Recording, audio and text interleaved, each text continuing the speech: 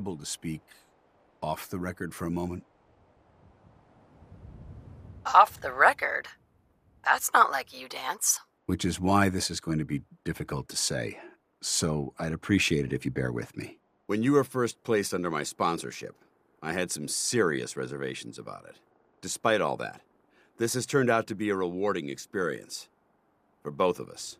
At this point, honestly, I don't feel like there's anything else I could teach you about being a Brotherhood soldier that you don't already know. It's apparent from your attitude and your actions that you intend to keep those ideals close to your heart. You're beating around the bush. Is there something you're trying to tell me? Is it that obvious? I've never been very good at these things. Let me start at the beginning. I grew up alone in the capital wasteland. Spent most of my childhood picking through the ruins and selling scrap. When I was a bit older and had a few caps to my name, I moved into Rivet City and opened a junk stand.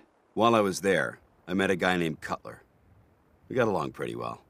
Watched each other's backs and kept each other out of trouble. When the Brotherhood came through on a recruiting run, we felt like it was a way out of our nowhere lives. So we joined up. Rivet City? Must be post-war, because I've never heard of it. You're right.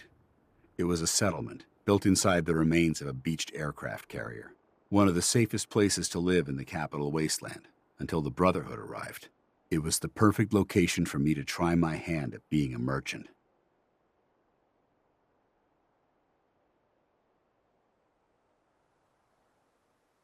I have a hard time picturing you as anything but a soldier. Clearly, I was ignoring my calling. Anyway, about a year after we were posted to the Prydwen, Cutler vanished on a scouting op. It took some convincing, but I was able to persuade my CO to let me assemble a squad and search for him.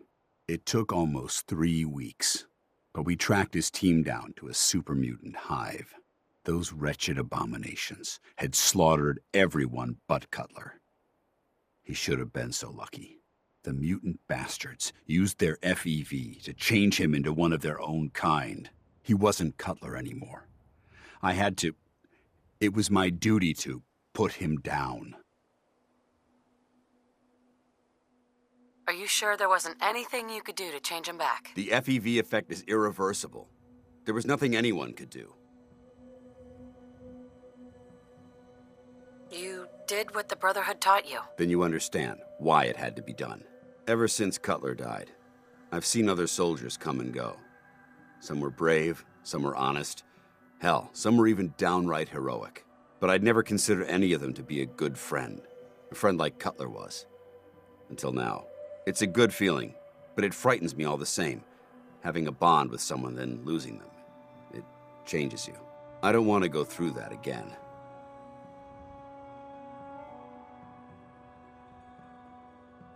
It'll never come to that.